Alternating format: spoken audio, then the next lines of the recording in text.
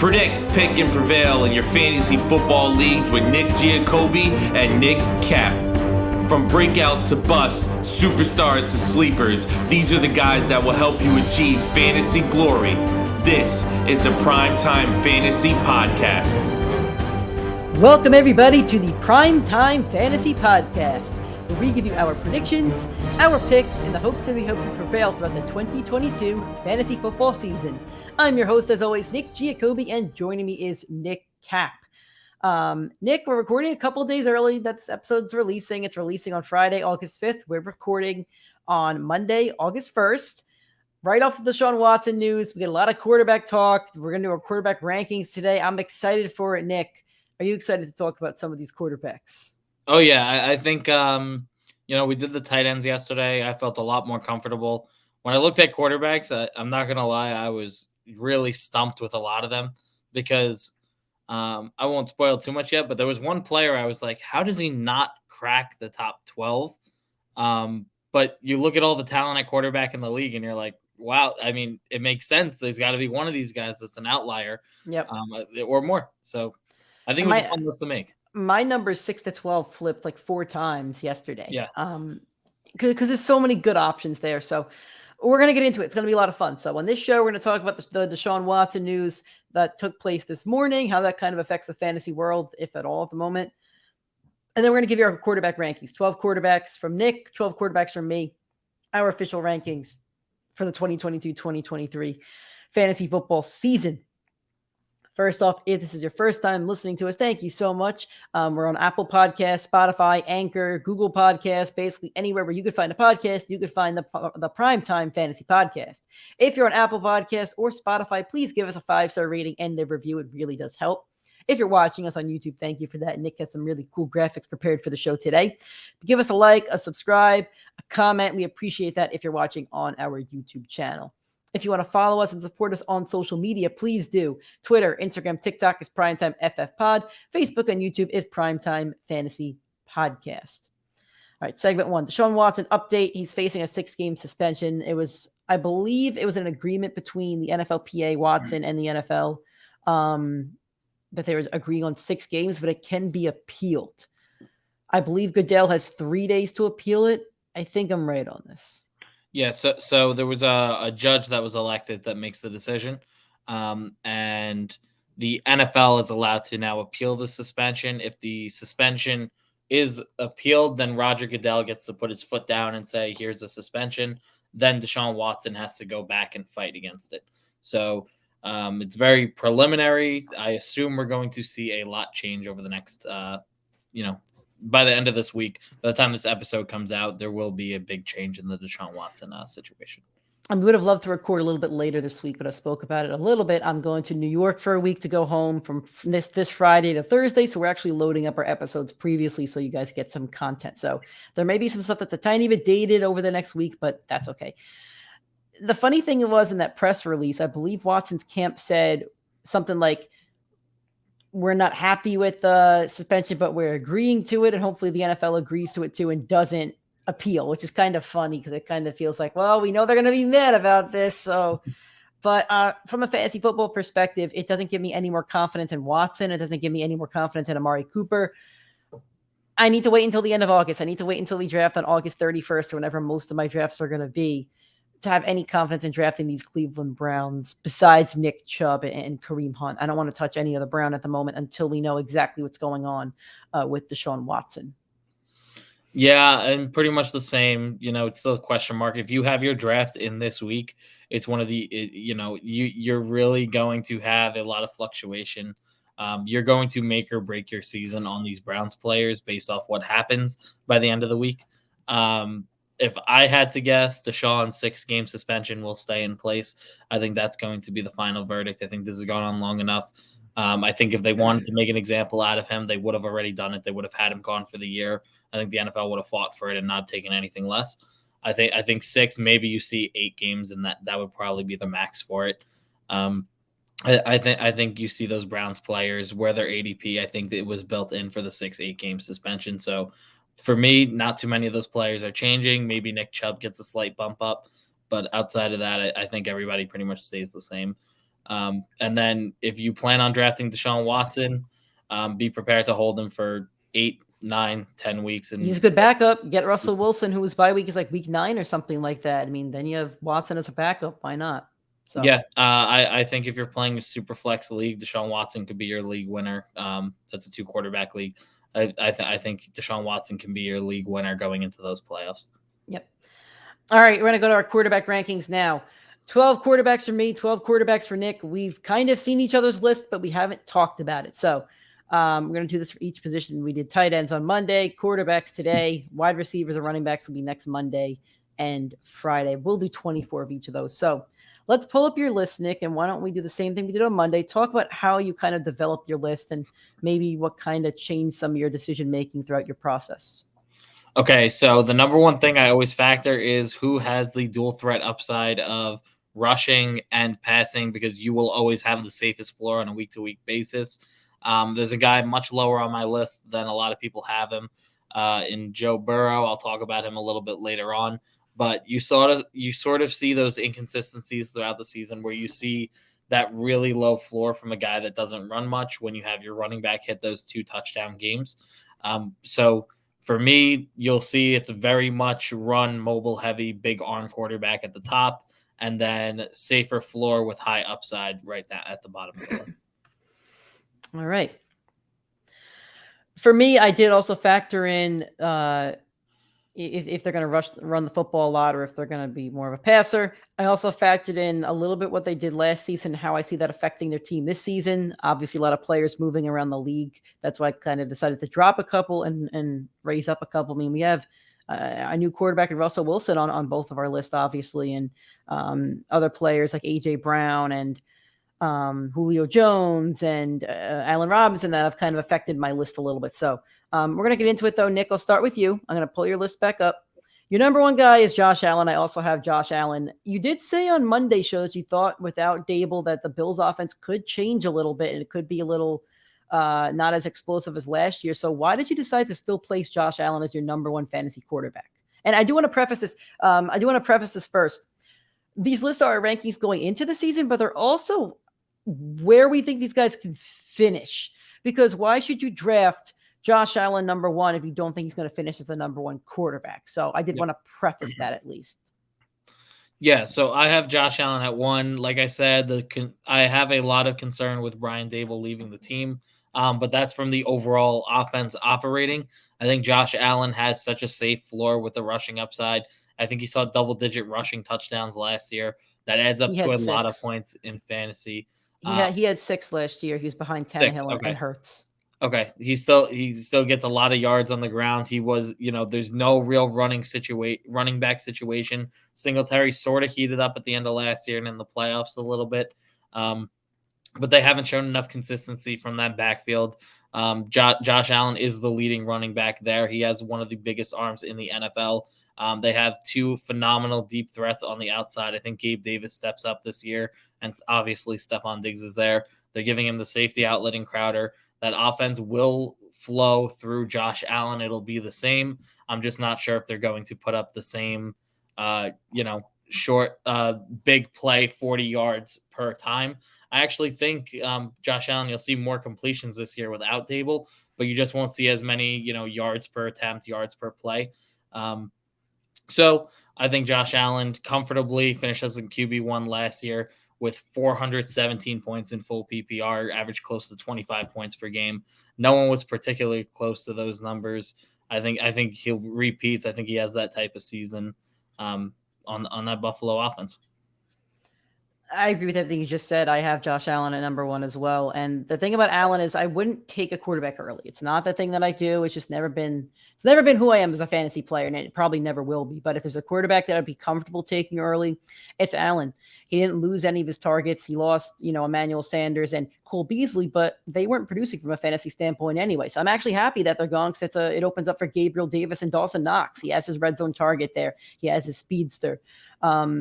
The rushing numbers were great last year. He was second in rushing, third in rushing yards behind Lamar Jackson and Jalen Hurts, and 6 rushing touchdowns. that's what you want in a fantasy quarterback. And he's going to throw for probably the most yards in the league this year. He'll be top 3, I think, in yards, in passing yards, and probably top 3 in rushing touchdowns. He could have an MVP season. I think the Bills are primed for a great season. I think they're primed to have another offensive explosion. They were probably a game away from going to the Super Bowl if it wasn't for Mahomes' magic. So that's the guy that I would trust in being the quarterback 1 this season. So number 2, Nick, who you got? I'm taking a little bit of a flyer on, the guy out of Philadelphia, the guy that I've been high on, the team I've been very high on for all of fantasy. It's Jalen Hurts. Hurts was phenomenal last year for fantasy purposes.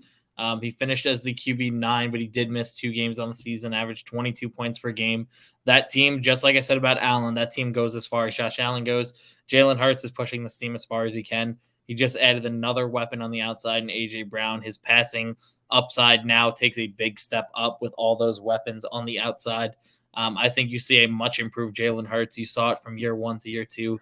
There was a big leap in talent. I think you see it again. Like I said in an earlier podcast, I don't think you only see fantasy production from Jalen Hurts. I think you see MVP level production from Jalen Hurts. This offense is built for him. It's built for him to succeed as a player. I think you see a Lamar Jackson type of season from Hurts with better passing upside.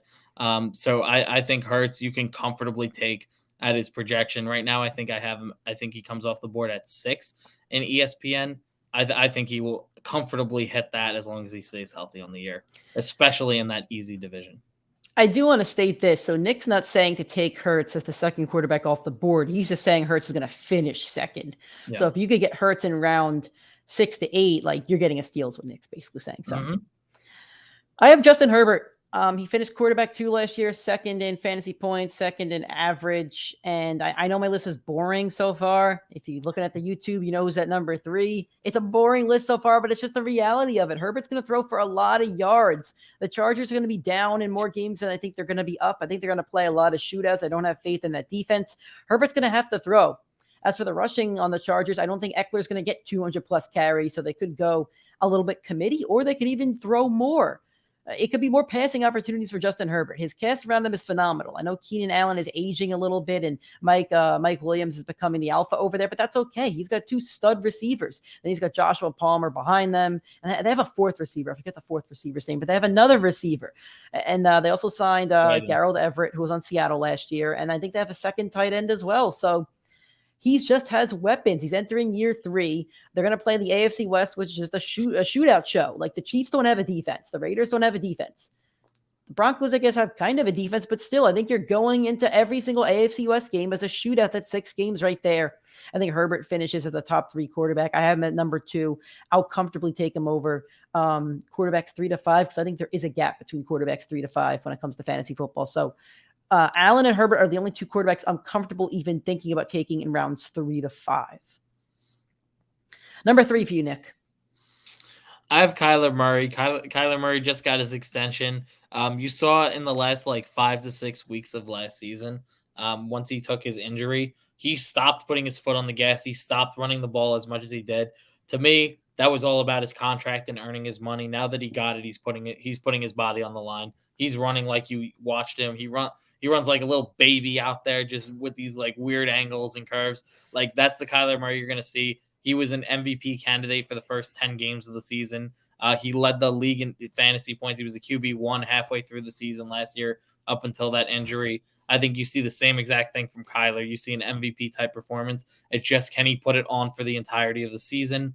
For me, I think he's going to struggle in those 2 games against the Niners and those 2 games against the Rams. So that's the differential where I think Josh. What about his 2 games against the big bad Seahawks? The big bad Seahawks, yeah. Yeah, those are real tough ones for Kyler over there. The only thing that's going to be bad about that is that he's going to have to run the ball because they're going to be up 30-0 by halftime, and they're going to have to be chewing the clock on the back end. You might see him get pulled out early. That'll be the only concern. At least he doesn't have to study much film for those games. Not really much to look at. He can study a high school football team's film, and that'll probably be good enough. That would be true. Or he could play some Madden. That's where I hear he learns a lot of his football. Big time Madden guy. But did you see real quick? Did you see the whole Call of Duty thing that Big Cat from Barstool put out last week? Yes. Oh my god. So for you guys that are on Barstool, guys, Barstool Big Cat over there basically said that Kyler Murray plays exceptionally before the Call of Duty game comes out every year. And after that, he has like a downward trend, and the stats are there, which I think is hilarious. Unbelievable. So select Kyler Murray and trade him before the trade deadline, because that's right when Call of Duty comes out. I don't want to cut you off there, but just real quick. The only reason I have Kyler Murray behind Jalen Hurts and Josh Allen is I think Allen has a much easier schedule. His division is my pathetic Jets twice, the Dolphins with now offensive coach twice, and of course Bill Belichick with that much weakened defense. And then Jalen Hurts, who has the easiest division in football by a mile. I think Kyler just struggles in 4 games this year in those division matchups, which is the difference between 1, 2, and 3. I got Patrick Mahomes. I don't love it. He's still super duper talented. He's still going to throw for a lot of yards. They're going to be in a lot of shootouts, same as Herbert. Only difference is Patrick Mahomes doesn't have the supporting cast that Justin Herbert has. He's got Travis Kelce.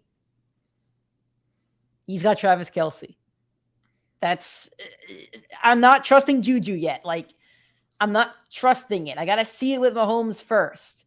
I'm not buying into Marquez Valdes-Scantling. I'm not buying into. I like Sky Moore as a late round addition, but I'm not buying into that either. I'm not buying into the fact that his deep target that he's had for all 4 years of his career is gone. His number one deep target is gone.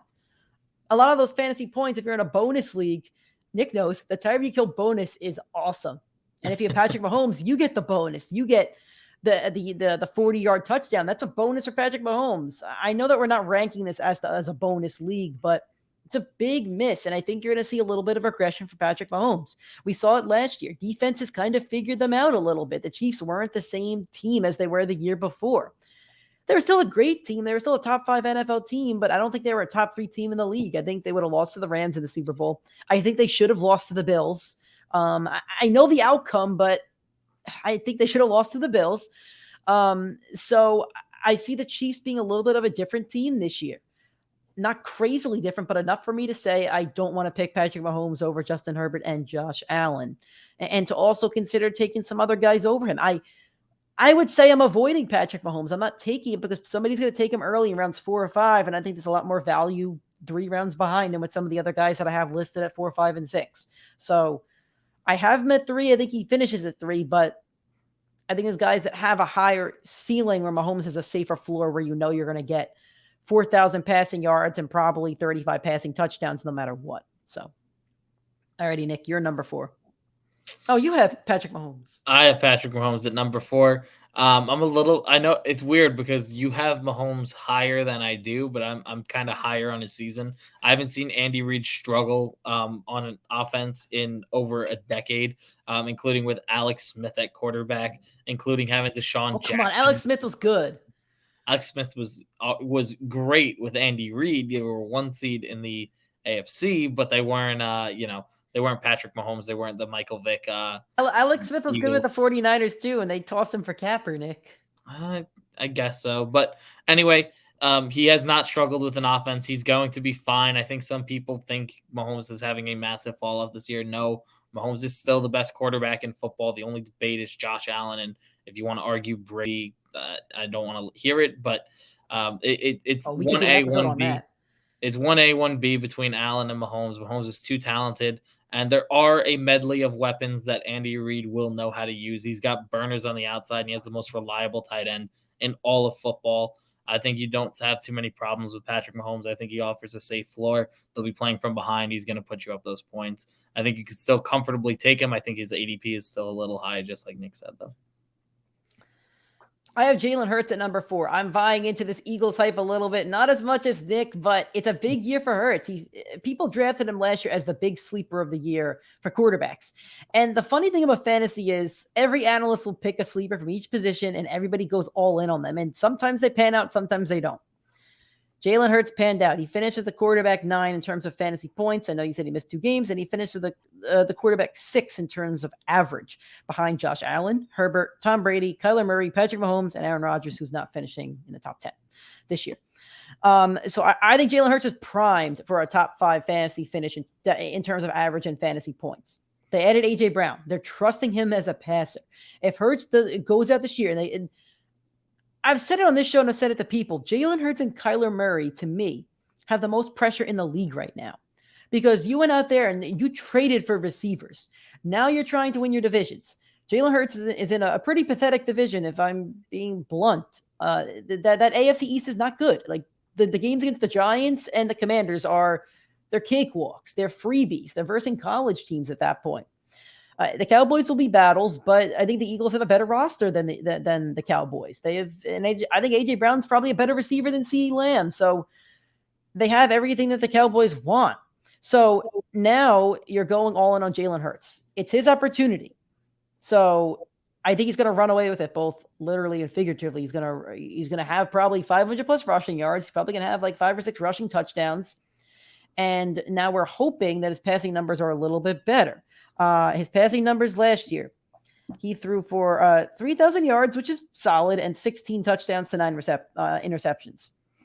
If he's going to finish as a top 5 fantasy quarterback, I think he needs at least 20 touchdowns, probably closer to 25, and his passing yards probably got to go up to 3,500, and it should, because you have AJ Brown, who's had 1,000 yards in his career, I think twice. So the yards have to come from somewhere, and Devontae Smith should have a big year. Dallas Goedert's over there. Jalen Hurts is a really solid fantasy pick if you're not getting those top 3 quarterbacks. Alrighty, Nick, you're number 5. Here I have Justin Herbert. It's not that I'm low on him. It's more so that I'm high on the other guys. I think between 5 and 6, that's where my tier 1 would cut off. So Allen, Hurts, Murray, Mahomes, Herbert, that's my top 5. I think Herbert is a very safe pick. I think it presents a lot of upside. Like Nick said, there's a ton of weapons there for him to use. There's 4 receivers, 2 tight ends, and it feels like 5 running backs.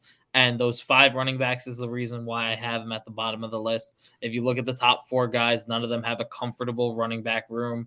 Obviously, you have Singletary, Zach Moss, and you got Miles Sanders, who's terrible. James Conner, fantasy breakout last year. James Conner played extremely well down the stretch of last year, but that was when Kyler Murray wasn't running the ball as much. I think James Conner, you see that step back, and Patrick Mahomes, obviously, with Clyde Edwards-Helaire. None of those running back rooms are nearly as close to that Austin Eckler-led backfield. I think that's where, the Chargers are going to run the ball, with Austin Eckler seeing – I don't want to get into Eckler too much, but with him seeing less than 60% snap share just proves how good that running back by committee worked and how good it is. Brandon Staley's also a pretty conservative coach.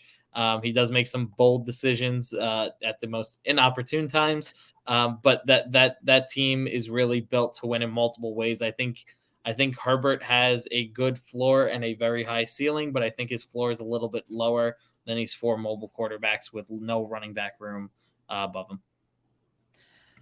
Alrighty, I got Kyler Murray at 5. I think his ceiling's really high and his floor is a bit lower. They're adding in his college teammate Marquise Brown, who I'm very, very, very high on. He has a lot of time to develop chemistry with him. I don't like the outside noise, and I don't buy into Cliff Kingsbury. Now I'm talking more from a team standpoint than a fantasy standpoint, but that's okay. They have 2 games against the Rams, and that's good. Those are 2 very tough games. Those are the toughest games that every quarterback on either of our lists are going to face is the Rams. And Kyler's the only one who's going to face the Rams. Well, you have a quarterback on your list that will face the Rams twice, but Kyler's going to face the Rams twice. That's tough. He'll face the 49ers twice. Always play him tough. The Seahawks games will even out those tough games. But I love the rushing upside like I do every year. I like that Hopkins is coming back week 6, even if we didn't see Nuke Hopkins last year. I think we're going to see Atomic Bomb Hopkins again. So I like the weapons around him. I don't like him as much as Jalen Hurts because Hurts has more. He's younger. And I think the Eagles have a bit more fire in them than the Cardinals do, where I feel like the Cardinals are a year or 2 away from firing Kingsbury and maybe trying to revamp their team a little bit. So, but I'll take Kyler at 5 just because of a lot of the upside that he has. So, number 6, Nick, this is one of your guys like every year. And he's proven it time and time again why he should be that guy. 2 years ago, Dak Prescott, before his fatal injury, was averaging 33 fantasy points per game. Last year, averaged 21 fantasy points per game. Dak finished as a QB7 last year, only missing 1 game. There is a ton of options on that offense. Dak benefited a little bit from having good field position with all those turnovers. I think you see regression. Where you saw Dak succeed 2 years ago was when he was averaging 400 yards per game, because that's what the Cowboys needed. The Cowboys needed him to thrive, and he absolutely did. I think you're going to watch a Dak Prescott that's going to put up over 5,000 yards in this season. I think you're going to watch him put up 30 touchdowns. And with that said, that is a phenomenal, phenomenal season. The only problem is why I don't have him break into that top 5 is no team has ran the ball within 5 yards more than the Dallas Cowboys over the last year, 2 years, 3 years, and 4 years with Ezekiel Elliott. So you're not going to watch those, like where the Seahawks run a slant route at the 2-yard line in the most pivotal moment of a game. Let Russ cook, though. You're going to watch the Cowboys run that ball. You're going to watch them pound the ball. You're going to watch those running backs get too much workload where you won't see Dak as prevalent, but you're going to watch those big 400-yard games. You're going to see a 450 to 500-yard game from Dak this year. You're going to see 4 to 5 touchdown games, and I don't think any of the quarterbacks under that are going to be able to do that 3-4 times in a season, where Dak proved he went 4 out of 5 games to start a year like that. All righty. I'm going with Matt Stafford because I think Matt Stafford is still being underrated as a football quarterback, as a fantasy quarterback. I don't think he's getting the love that he should deserve. He's going into his second year in that McVay system. Last year, he finished the 11th best quarterback in terms of fantasy points, but he finished, I'm sorry. He was 6th in fantasy points and 11th in average. I like to look at average more, but that's okay. He's going to the second year at McVay, as I said. The chemistry of Cooper Kupp is right there. He's losing Robert Woods, but he gained Allen Robinson. I did just get a notification that Van Jefferson's going to miss a couple of weeks as he has knee surgery, but that doesn't bother me at all because I think Allen Robinson's an upgrade. OBJ also hasn't signed yet. I know he's recovering from the ACL, but I can see OBJ coming back as well. If you're telling me your receiving core is OBJ, who was phenomenal with Matthew Stafford. He walked onto that team and he's phenomenal. Like, I think he had like 5 or 6 touchdowns. I'm not saying that I'll draft OBJ in fantasy, but in terms of Stafford's value, if you have OBJ, Allen Robinson, and Cooper Kupp, who had like 2,000 yards last year, almost to it, he's going to put up a lot of stats. He's going to put up close to 5,000 yards, like you said about Dak. He's going to have 30-plus touchdowns. The Rams are going to rule the NFC.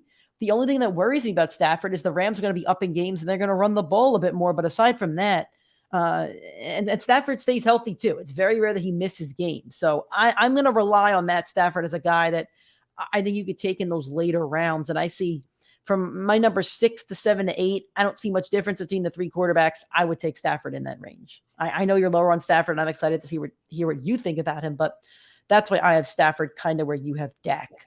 You're number 7. I got Lamar Jackson. We're both low on him. It's funny because I flipped him around like 3 times. He's like I lowered him each time I flipped him too. He's like one of the weirdest quarterbacks, I think, to predict because he won that MVP a few years ago. The Ravens dealt with so many injuries last year. So it's like, how doesn't Lamar have a top 5 fantasy season? And it's quite simple. He doesn't have any weapons on the outside. He doesn't have the arm presence that any of these other guys do. Anybody in the top 12, all these guys have bigger and better arms than Lamar Jackson. You could argue Lamar has a bottom 10 arm for a starting quarterback in the league. And that rushing upside really does benefit him. He had that 1,000-yard season a few years ago. Well, that's what made him as a fantasy player. That's what made him an MVP in this league. I think they will be healthier this year. Lamar finished as the QB 15 last year. But that was missing 5 games, along with a ton of wide receiver injuries. I think he started the season with his RB4. They had to sign Le'Veon Bell for about like 2 or 3 of them injured during training camp. Dobbins and Gus Edwards, I think, were both out to start training during training camp. Exactly. So, you're going to see a different Ravens team this year. You're going to see a healthier team. So I think you see Lamar regress or progress back up into that top 5, top 10 range. But for me, without having that big enough arm as, Dak, Herbert, Mahomes, Kyler, even Hurts and Josh Allen, like I can't see him presenting as big of an upside as the rest of these guys in those stacked offenses. Lamar probably has the worst offense on this list. It's just a lot of faith in the talent and the running game that he presents. At age 44, I think 44, Tom Brady finished third in fantasy points and third in average last year. He had 45 touchdowns, I think 4,000 passing yards. He's bringing back Mike Evans, going to have a big season. They're adding Julio Jones. Gronk's going to play come November, come fantasy playoff time. No. He said he's only playing if they bring back his guy Julian Edelman out of retirement. So Edelman will come back too then. They're both going to come back, and Chris Godwin's going to be back by week 3. Brady's going to have a great season. He's going to have another great season. Until I see him not have a great season, I'm going to say he has a great season because I would rather be wrong about that than doubt him. I'm done. I'm done doubting Tom Brady. I'll doubt other elite quarterbacks, but Tom Brady, I wanted to put him higher. I did. The only reason why I didn't was because of those quarterbacks that really run the ball well, like Hurts and Kyler and Josh Allen. But Brady's going to have close to 4,000 yards and close to 40 touchdowns again. He's going to score a lot of fantasy points. His division is horrible. The Saints won't have, what's his name? The coach. Why am I drawing a blank? Saints coach that just retired. Sean Payton. So Sean Payton isn't scheming against Brady anymore. The Panthers are a bottom 5 team in the league. The Falcons are a bottom 5 team in the league. He's in a very easy division. Brady's going to wipe the floor with this league again. I think it's nuts that Brady's still going to get underdrafted in fantasy. I'll take him for a 1 year. Like I'll take him and I'll trust in him the rest of the year. Tom Brady. That's all I got. That's Tom Brady. Nick, you have Tom Brady. Yes, I have Tom Brady right exactly where he's being picked. The only concerns I have is the team did not look the same after the Jets forced Antonio Brown into retirement. But the fact is that Tom Brady is Tom Brady. Even though it looked like he had one foot out the door, he clearly doesn't. Another concern I do have about the Bucs is they are missing their center and they're missing their offensive guard. Yep. And apparently, according to Brady and a lot of reports, the center is the most important football position on the field outside of quarterback. And I tend to trust when the greatest player of all time says things like that. So to miss your very wise center, I do think they'll struggle a little bit. I think they sorted out. I don't think they see too many issues. I think you see the normal Tom Brady that you see. Last year, he finished as the QB3, being drafted as the QB8 this year. I think that's very comfortable. I think that's exactly where he'll finish, right in that range. I have Joe Burrow because Joe Burrow has the best set of offensive weapons in the league. He has Jamar Chase. He's going to be the alpha dog at wide receiver position for the next 5 to 10 years. He has T. Higgins, another just absolute stud at wide receiver, and he has Tyler Boyd, who isn't very draftable at the moment, but that's okay. He's the wide receiver 3 on the team. He'd also toss a couple to Mixon and the other running backs. I think the Bengals going to put up a lot of points this year. I think they're going to be a really good team this year. And the offensive line is revamped. They went out and they did the thing the Seahawks refused to do for like 10 years. Yes, I'm still bitter about it. All the guy wanted was some offensive linemen, but no. Anyway, they went out and signed 2 offensive linemen. They could run the ball now. They could pass protect better now. Burrow shouldn't take as many sacks. I would have him lower on this list if they were trotting out the same trash bags at offensive line. But they have a couple boulders up there now. So I think Burrow's going to have his best season yet. I'm very comfortable taking Burrow as the eighth quarterback off the board. I think he could finish anywhere from 6 to 8. I love the quarterbacks from 6 to 8 on my list. That's where I kind of break off the tiers. Burrow has potential to finish as a top 5-6 fantasy quarterback. Nick, this is an interesting one. You don't have Russell Wilson at 9 as high as you are in Russell Wilson. You have Trey Lance at number 9. I need to hear this one. Okay, Trey Lance, in my opinion, and in what I've seen from Trey Lance as a talented football player, 3 years from now, I think we're having a conversation of whether Trey Lance, Joe Burrow, or Justin Herbert is the third best quarterback behind Josh Allen and Patrick Mahomes. Trey Lance has incredible talent. The only thing is we haven't seen enough of it on the football field. In the 2 games that he started this year, he had over 20 fantasy points in each of those games. Jimmy Garoppolo in that offense, missing 2 games, averaged 16 points per game, got injured in 4 of those games. And he finished as the QB 15 on the year. So obviously not the best. Trey Lance, way bigger arm. Trey Lance, way more mobile. Kyle Shanahan, incredibly creative mind. I think you're going to watch a monster in Trey Lance. We haven't seen any of those quarterbacks from last year break out. One of them is due for it. And if you ask me who it's going to be the guy with one of the best offensive minds in football, with the arguably best tight end in football, with one of the best weapons in football in Deebo Samuel. Like, everything lines up for Trey Lance to succeed. So for me, for him to finish just inside the top 10 as a quarterback does not sound ridiculous at all. I think he has the potential to break into that top 5 if there's a couple of guys that miss games here and there and Lance stays healthy on the year. I think there's so much upside for this kid. I think there's so much talent there on that entire team in Trey Lance. I believe in him. I think he's going to strive. I think you're going to see an all-time talent in San Francisco. And maybe it's a Seahawks fan and me not buying into that one. I need to see it on the field. For me, number 9, I have Lamar Jackson for the same reasons that you spoke about, but he lost his best wide receiver target in Marquise Brown. I know he still has Mark Andrews, who he targeted a lot last year. He's going to have a great season with Mark Andrews this year, but I don't see the arm strength. I don't see the arm talent, and I see him being a little bit older now. He's another year older. Injuries are a concern. How long can he run around for? Like, at some point, you have to sit there in the pocket and throw the ball. Like it happened to Russell Wilson. Russell Wilson can't run like he used to. He could still shift out of the pocket and play magician, but at some point, Lamar's going to have to throw from inside the pocket, and I think he's going to have to make that transition this year, and it's going to stifle his fantasy stats a little bit. And I think they're going to run a lot in the red zone too, between the 4 running backs they have and Lamar Jackson. That's good for him. He's going to get the rushing points, but he can get his touchdowns vultured from his wide receivers. So his running backs, excuse me. So that's why I have him as at 9. I just don't see the ceiling for him compared to a lot of these other guys. I think they have a higher ceiling. So that's why I have him at 9. Alrighty, Nick, you're going to say it. Broncos country. Let's ride. Let's go, Russ. All right. I'm high on Russ. I'm high on the team. Everybody knows this.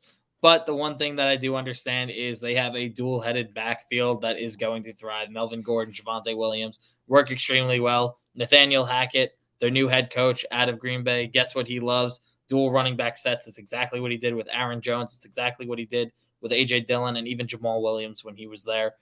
This team's going to win in multiple ways. They're going to win games.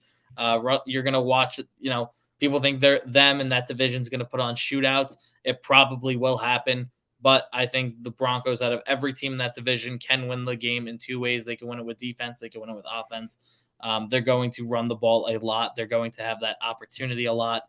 Where the rest of these teams above them, most of them need that quarterback to step in to win. Where the Broncos, they really don't. They can win purely off their defense. They can win purely off their running game. And, of course, they could win purely off their passing game. But I just don't think they're going to need it as much as the other 9 quarterbacks above them. I have Derek Carr. I'm buying into the Raiders. It's Derek Carr's best supporting cast. Just like Jalen Hurts, like Carr has a lot of pressure on him this year, I think. They went out and traded for his college teammate, Devontae Adams. They had Darren Waller, a top 3 tight end in the league. They had Hunter Renfrow, who finished as a top 20 fantasy wide receiver. They have Josh Jacobs. Like, they have the pieces there. Derek Carr did not have a great fantasy season last year. 14th fantasy points, 20 in average. For him to be a top 10 fantasy quarterback, he needs 3,500 yards and probably 35 plus touchdowns. And I think he could get it because he has the weapons. Why can't he? Why can't Derek Carr? He's never had the consistency of an offense. He's never had the consistency of head coach. He's said, I think 5 head coaches in his career. Cooper got traded and he had Crabtree at one point, but he's never had this consistency. And I know 1 year isn't consistency, but he has a year 4 with Waller, year 2 with Renfrow, and adding in his college teammate. I see a lot of opportunity for fantasy points. I see a lot of opportunity for points for the Raiders. And the same thing, they're going to be playing shootouts against Herbert and Mahomes and Russell Wilson. That's why I really do like Derek Carr this year. And I'm buying into it. I'm buying into him having a Matt Ryan kind of season, like when Matt Ryan had that MVP season. I'm fully buying into it. And if I'm wrong, then I'll admit it. I'm wrong. But I think this is something that we could really see happen over there in Vegas. Alrighty, Nick, number 11 for you. I have Joe Burrow. I think way too many people are high on Burrow. At the end of last year, he had 3 great games in the playoffs. And before that, for the previous 6, he was averaging 12 fantasy points per game. There is such a low ceiling for Burrow as a fantasy player. It's because he's not the most mobile quarterback. He does have that medley of options, and Joe Mixon's a beast out of the backfield. I don't see all the Joe Burrow hype for fantasy that I think he has in the real NFL. Obviously, he's an elite quarterback in the NFL, but for fantasy purposes, to me, he's just another guy with a very high ceiling, but to me, very, very low floor. And for people that say he's got the options, he's got the weapons, well, then why did he have a 5-week stretch last year where he averaged 12 points per game? For 3 of those games, it was under 10 points. Like that's extremely underwhelming. That's the type of game where you lose your fantasy matchup purely off of that. So I think Burrow presents too low of a floor for me, where I think he's going to finish in that top 10. I have him just outside of it. Can he finish in the top 10? Of course he can. He's got a great arm. He's got great weapons, but it's just that floor. The floor for me, it's just not as high as everybody thinks it is going into year 3 for him. I think at number 11, Russell Wilson has a lot of pressure on him. I've said this about a couple quarterbacks, but he wanted this. Like, part of him wanted out of Seattle. We're probably never going to know the truth as to who wanted what, but he wanted more control. He wanted to command the offense. He wanted to be in a different city, probably different situation. Well, you got what you wanted, Russ. Now, what are you going to do with it? Surprised my dog didn't pop up. You mentioned the 2 running backs, so they're going to run the ball within the 5. But even the receivers, Cortland Sutton, we're both expecting him to have a big year. Jerry Jeudy, unproven. I don't think they're better than DK and Lockett. Even when Russ had the chemistry with Doug Baldwin, like, I think Baldwin may have been a better receiver than Sutton, and Jeudy are at this point as well. So why should I expect Russell Wilson to post a better fantasy season this year? Last year, he was 15th in fantasy points, 13th in average, his worst NFL season yet. He's hovered around the top 10 the previous seasons before because he doesn't have the rushing upside that he used to. He doesn't run the ball as much as he used to. That's what made him a pretty attractive fantasy quarterback. So I'm down on Russell Wilson. I love him as a player. He'll always be my favorite player. But as a fantasy player, I am avoiding Russell Wilson, and I will be playing Joe Burrow above Russell Wilson in my dynasty league this year. I have them both, but I'm avoiding Russell Wilson because I don't have faith in Russell Wilson and his situation right now. And he's going to have to prove it to me, and he's going to have to prove it to a lot of people, because if he goes out there and has a stinker year, old man Pete Carroll's going to laugh in his face, and I'm an anti-Pete Carroll. So number 12, Nick, last quarterback you have on the list. Here's where I got Stafford. Now, I'm going to be honest. If you asked me where I thought Stafford would rank without looking at the rankings, I probably would have said right inside the top 10. But you do look at all that talent and all those, guys above him. Every single quarterback outside of Brady is more mobile than Matthew Stafford. That offense is a run first with Sean McVay. I know we saw the Cooper Kupp success, but if you look at those back 6 games on the year, Sony Michel led the league in rushing yards. And when Cam Akers came back in healthy, they said, let's give the ball to this guy, and that's how we're going to go win a Super Bowl. I know Kupp winded up executing in the Super Bowl, but the team was always built on run the ball, ground and pound.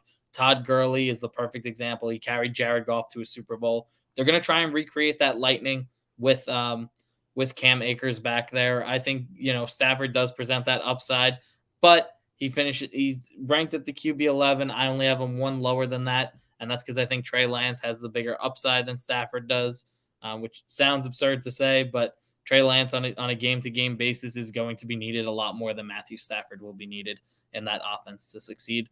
So Stafford, QB 12 doesn't sound unrealistic. You tell me he finishes in the top 10. Still wouldn't be surprised if he finished much higher than that. I would genuinely be shocked. I have Dak at 12. We have Stafford and Dak flipped. And for me, you're losing Amari Cooper, who is probably your number 1 receiving option. I know CD's phenomenal, but you're losing an option. Zeke's going to get a lot of those carries within the 5-yard line, as you stated. And I just feel like the Cowboys are on a downward trend. That offensive line is aging. Dak's going to take more sacks. He doesn't have that comfortability that he used to.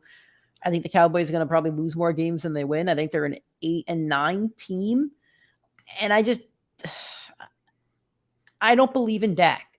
I used to believe in Dak, but I don't believe in Dak. I believe in all 11 of these guys more than Dak, both to win me a fantasy game and an NFL football game. So I don't have belief in Dak going up there and posting 400 yards, 4 touchdown games. And I think 11 of these guys can, and I don't have that belief in Dak. Not with Mike McCarthy, not with this Cowboys team. They just feel like a shell of something that they were like 5 years ago. And the Cowboys themselves are a shell of a franchise that they're living like 25 years ago in the past. So that's the Dallas Cowboys for you. Nick, before we end the show, let's talk about a number 13. I think we both have the same number 13. We did not forget about Aaron Rodgers. Is he your number 13 that you would have put on this list? I would have put it, but I saw you put him, so I picked someone else. That's all. Okay, so talk about a different guy then, because I'm sure we could both talk about Rodgers as well. Yeah, so I was, like I said, was going to go with Rodgers, but like I said in the last episode, I picked the one guy that was highest on the list that I just did not include, and that winded up being Derek Carr. When I think about the Raiders, I think Derek Carr will succeed this year as an overall player, but the fact of the matter is Josh McDaniels as a head coach has not proven himself yet. As an offensive mind, he's proven that he likes to run the ball first. I think Josh Jacobs has a massive season. Those Patriots offense always ran the ball when they were inside of the 20-yard line, outside of throwing to the tight end position. So Derek Carr will see touchdowns, will see success. It does have a tough division. The Chargers defense is a lot better this year. The Broncos have a top 5 defense in the league. The Chiefs more of an average NFL defense. But to me, Derek Carr, if you told me would I take him or Stafford, that was the one I was really tossing up. I said I'm going with Sean McVay and that proven offensive coach and that proven offense over new head coach. I know they're bringing in Devontae and he has all those weapons, but you could say the same thing for every single player on this list with the tons of options that they have on the outside of Lamar, but Lamar has obviously that bigger rushing floor. So to me, there's no one on this list that I comfortably feel Derek Carr will finish over on a week-to-week basis. So for me, I have Derek Carr. I have him at 14. I have I have him at 13. I have Rodgers at 14. Aaron Rodgers, man, like Devontae Adams has had close to 2,000 yards like the last 2 or 3 seasons, and Rodgers is throwing for 4,000. So that's almost half of your yards, and probably I think Adams had 20 touchdowns last year, and Rodgers threw for 40. So half of your yards and half of your touchdowns, that player's gone. Like, who is he throwing to? And it's a huge question mark going into the season. And I think that Rodgers has been I would bet money that Rodgers has been a top 10 fantasy quarterback probably for the past 10 years. If we went back, he probably has been. But I'm not comfortable taking him. I don't see the upside. I know he's still Aaron Rodgers, but when you have nobody to throw to, you can't just tell Alan Lazard, hey, go cook Jalen Ramsey. Like, it doesn't happen. The only benefit to Aaron Rodgers is that he plays in the AFC North. That's the only benefit I see. And they won that division, so they're going to face the Rams again. They're going to face whoever won the AFC East last year. I think it was the Cowboys, and they're going to face the Bucs. So I don't see the benefit to drafting Aaron Rodgers unless he's a backup. As their starting quarterback, I see 12 really good options. And if you don't like Derek Carr, 13 really good options. I don't think Rodgers is a safe option or a good option. Yeah, just to build off Aaron Rodgers a little bit, he averaged the 8th most fantasy points per game last year. That was the guy that won the MVP. And if I told you he finished with the 8th most average and was losing the best receiver in football in many's eyes, he has to go down it. And he played every game too. A bunch of these guys play every game. He missed one game. I think it was the last game of the season. Oh, he missed it due to COVID. He missed one game due to yes, COVID. That's right. He missed the COVID Chiefs game or whatever. Yeah. So, like we said, Aaron Rodgers, you're already not executing fantasy level numbers. Like, you're not finishing in the top 5 anyway with your best season. So how are you going to go from back-to-back MVPs with the best wide receiver in football to putting up top 10? I don't think so. Top 12? Yep. I don't think so. I agree. Alrighty, guys, those are our quarterback rankings. We're going to put them out on Twitter and Instagram and Facebook. So let us know what you think of our rankings, what you agree with, what you disagree with. Let us know. Our next show will be on Monday. We're either going to do wide receivers or running backs. They're both getting recorded, but we'll drop one of them on Monday, our top 24 of running backs or receivers. Thank you guys for listening. Again, you can find all the podcasts on every podcasting platform, including but not limited to Apple Podcasts, Spotify, Anchor, Google Podcasts. If you're on Spotify or Apple Podcasts, please give us a 5-star rating and a review. If you're watching on YouTube, please hit that subscribe and like button. We appreciate it.